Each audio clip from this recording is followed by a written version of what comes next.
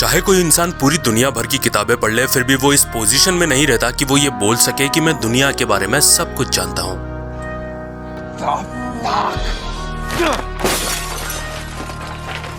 फिर चाहे आप किसी साइंटिस्ट को देख लीजिए, किसी डॉक्टर को देख लीजिए या फिर किसी इंजीनियर को देख लीजिए, हर कोई सिर्फ एक फील्ड में महारत हासिल कर सकता है।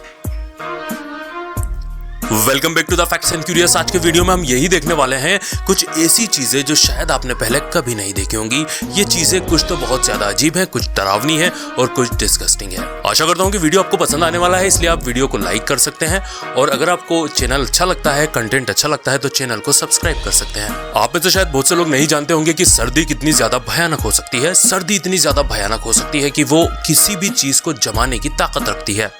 यहाँ तक कि आप अंडा फोड़ते हैं और अंडा फूटते के साथ ही जम जाता है। कार के पहियों पर बर्फ जम जाती है। जरा उनका भी सोचिए, अगर ऐसे इलाके में आग लग जाएगी तो फायर एक्सटिंग्विशर काम करेंगे या नहीं करेंगे, क्योंकि वो भी जम जाएंगे। जी हाँ दोस्तों, हम यहाँ पर बात कर रहे हैं माउंट वॉशिंगटन ऑब्जर्वेटरी की, जो कि अमेरिका में स्थित है। ये एक पहाड़ी के ऊपर है। यहाँ का जो मौसम है बहुत ज्यादा खतरनाक है। यहाँ पर -डिग्री में हमेशा ठंड पड़ रही होती है। साथ ही साथ में यहाँ पर इतनी तेज हवाएं चलती है कि वो किसी भी इंसान को उड़ाकर ले जा सकती हैं। अब आप अंदाजा लगा सकते हैं कि साथ ही साथ में वो हवाएं भी कितनी ज्यादा ठंडी रहती होंगी। तो यहाँ पर भी जो वर्कर काम करते हैं इस ऑब्जर्वेटरी में, उन्होंने अपने एंजॉयमेंट के कुछ अलग ही साधन ढूंढ लिए हैं। आप देख सकते हैं किस तरीके से ये बंदा इस वेदर को, इस मौसम को भी एंजॉय कर रहा है। यहाँ पर दरअसल एक रिसर्च सेंटर बना हुआ है जिसके ऊपर हमेशा कुछ लोगों को रहना ही पड़ता है। तो उनके पास इस मौसम को, इस वेदर को एंजॉय करने के अलावा और कोई रास्ता नहीं बचता। और साथ में आपको बताना चाहूंगा कि यहाँ पर जो हवाएं चलती हैं उनकी स्पीड होती है 136 किलोमीटर प्रति घंटा। ये जो बंदा आप देख रहे हैं इसका नाम है टिम लिनहार्ट। ये दरअसल एक आर्टिस्ट भी है और एक म्यूजिशियन भी है, लेकिन जो कमाल इसने करके दिखाया वो सबसे ज्यादा अलग हटके है। दरअसल टिम ने आइस इंस्ट्रूमेंट बना दिए, यानी कि म्यूजिक के आपने गिटार देखे होंगे, पियानो देखे होंगे या फिर जाइलोफोन देखा होगा। इसने वो सारे ही आइटम बर्फ के बनाकर ऐसा साउंड निकाला जो कि बिल्कुल अलग ही था। दरअसल ये बंदा पिछले 30 सालों से बर्फ के इसी टाइप के आर्टिफैक्ट्स बनाने का हुनर रखता था, लेकिन 30 साल के बाद में इसके दिमाग में एक अजीब सी सोच आई। इसने सोचा क्यों ना मैं ऐसे इंस्ट्रूमेंट बनाऊं जैसे कि गिटार हो गया, पियानो हो गया या फिर वायलिन हो गया। और जब इसने बनाया और उनका साउंड निकाला तो वो साउंड असली गिटार से या फिर असली किसी भी अदर इंस्ट्रूमेंट से बहुत ज्यादा अच्छा सुनाई दे रहा था।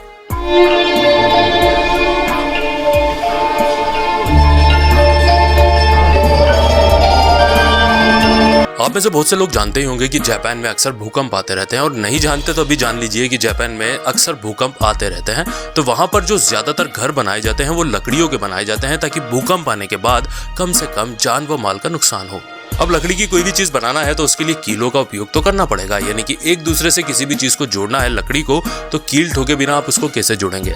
लेकिन यहाँ के कुछ कारीगरों ने एक अजीब तरीका निकाल लिया। उन्होंने इस टाइप की लकड़ियों की कटिंग करना स्टार्ट कर दी जो कि किसी पजल की तरह नजर आती है। तो दो लकड़ियों में अगर कील ठोकना है उसकी बजाय इन्होंने उनको पजल जैसा बना दिया और आपस में इंसर्ट कर दिया, यानी कि एक के अंदर एक डाल दिया। जिससे हुआ ये कि कीलें भी नहीं ठोकना पड़ती हैं और मजबूती इस मकान की या फिर इससे बनी हुई किसी भी चीज की कीलों वाली चीज से ज्यादा होती है। यहाँ पर इसके पीछे दो रीजन थे। एक रीजन तो ये था कि इसमें मेहनत कम लग रही थी। दूसरा ये कि जापान के अंदर मेटल की कीमतें बहुत ज्यादा आई है, तो इसमें कॉस्ट बढ़ जाया करती थी। लेकिन इस टेक्निक के आने के बाद से मकानों की या फिर किसी भी चीज बनाने की लकड़ी से कॉस्ट कम हो गई है। अगर आप इनको ये काम करते हुए देखेंगे तो आपको बिल्कुल ऐसा लगेगा मानो बच्चे पजल जोड़ते हैं, इस टाइप से ही ये कुछ नजर आता है। अक्सर किसी भी इंसान को चोट लगती है या फिर उसे घाव हो जाता है या जल जाता है, स्पेशली इस केस में हम जलने की बात कर रहे हैं, उसके लिए साइंटिस्ट ने एक अनोखी पद्धति खोज ली है जो कि तिलापिया फिश की स्किन से बनाई जा रही है। ये लोग तिलापिया फिश की जो स्किन होती है, उसकी जो खाल होती है, उसको जले हुए हिस्से पर ज्वाइन कर देते हैं और थोड़े दिनों के बाद में जला हुआ जो निशान होता है वो भी गायब हो जाता है और ये स्किन बहुत अच्छे तरीके से इंसान की स्किन से मैच हो जाती है। अब ये जो किस्सा आप देखने वाले हैं, यहाँ पर एक भालू का पैर जल गया है, तो साइंटिस्ट ने सोचा क्यों ना इस भालू के ऊपर भी ये एक्सपेरिमेंट कर ही लिया जाए। पहले तो इन्होंने भालू के हाथ का अच्छे से ऑपरेशन कर दिया। उसके बाद में जो तिलापिया फिश की स्किन थी उसे बहुत अच्छी तरीके से टांके लगाकर उसके पैर के साथ में ज्वाइन कर दिया, और जब भालू अच्छा हुआ तो वो जल्द ही अपने पैरों पर खड़ा हो गया। यानी कि ये जो स्कीम थी ये जानवरों के ऊपर भी काम कर रही थी, क्योंकि साइंटिस्ट ने ये पाया था कि जो तिलापिया फिश की स्किन होती है उसमें जो कोलेजन लेवल होता है वो इंसानी स्किन से बहुत हद तक मैच खाता है। और ऊपर से भालू के ऊपर किया गया एक्सपेरिमेंट भी कामयाब रहा था। इसका मतलब यह है कि मेडिकल साइंस ने एक और तरक्की कर ली थी। कहीं ना कहीं से ये एक नई खोजी थी, आविष्कारी था। क्या कभी आपने इमेजिन किया है कि कोई भी कुत्ता आइस स्केटिंग करता हुआ कैसा नजर आएगा? अगर नहीं किया है तो देख लीजिए। इस कुत्ते का नाम बेनी है और ये दुनिया का एक ऐसा मात्र कुत्ता बन गया है जो कि आइस स्केटिंग करना जानता है। इस कुत्ते के जो मालिक हैं वो दरअसल आइस स्केटिंग के मास्टर माने जाते हैं और उन्होंने इस कुत्ते की जान बचपन में बचाई थी, यानी कि आवारा हालत में ये घूम रहा था, वो इसको अपने घर पर लेकर आए। ये काफी छोटा बच्चा था, इसको अच्छे से उन्होंने ट्रेन किया,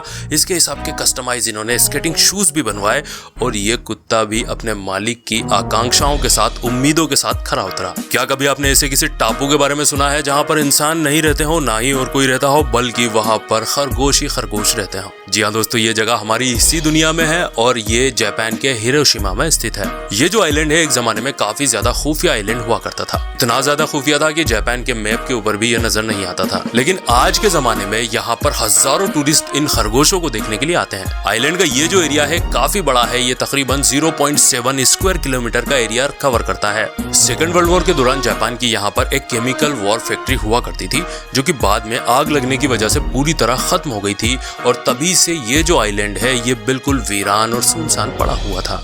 बट ये जो आइलैंड है, ये जो टापू है, आज अपने खरगोशों की वजह से पूरी दुनिया में फेमस है। 2007 की अगर इन खरगोशों की जनगणना के बारे में बात की जाए तो ये तकरीबन 300 के करीब थी और आज की तारीख में अगर इन खरगोशों की जनसंख्या के बारे में बात करें तो ये 1000 से ज्यादा पहुंच चुकी है। और ये भी एक कमाल की बात है कि कोई नहीं जानता कि आखिर इतने सारे खरगोश यहाँ पर आए कैसे।